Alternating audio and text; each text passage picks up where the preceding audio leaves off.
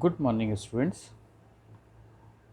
Before the starting of the first chapter, we are going to study about some elementary concept of differentiation and integration, because these two topics are very helpful to understand the unit 2 kinematics. Okay, the first thing that we are going to discuss it here, okay, it is differentiation.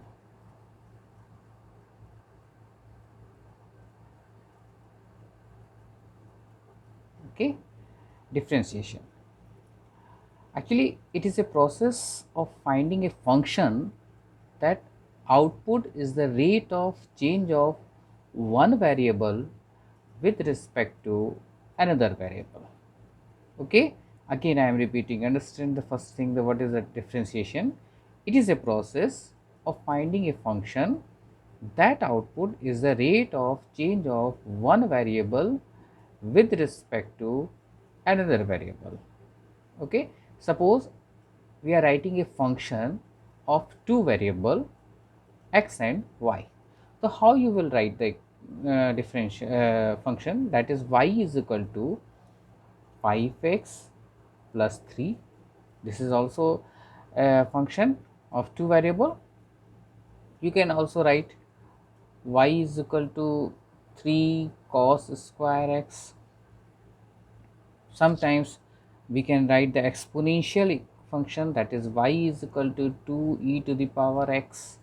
Okay, so all these are the function of relating two variable x and y. Okay, what is the meaning of these three equations? In if you will see this equation and this equation, if you change the value of x, then y will automatically change.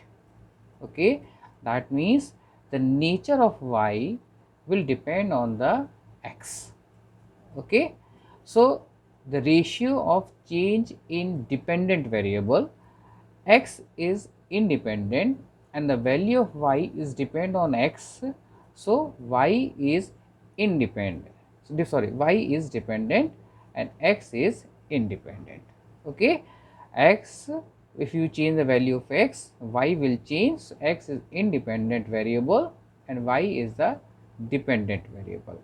So ratio of change in dependent variable, so ratio of change in dependent variable means in y, if it is, we can represent is delta y, and the change in independent variable like in x, we are representing it by the delta x.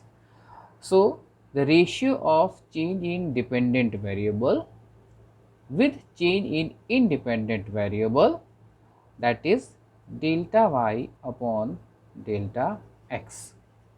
Okay, this depends upon the nature of function. For some function it may be a constant. Constant means independent of x and y, and for others it may depend upon either one or both the variable.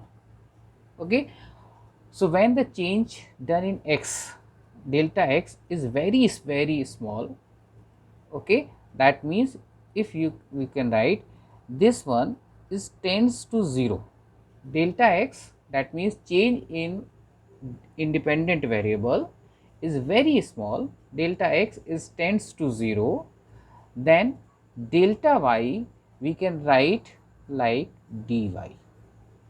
Okay, so now this ratio will become limit delta x is tends to 0, delta y upon delta x, we can write it like this, dy upon dx.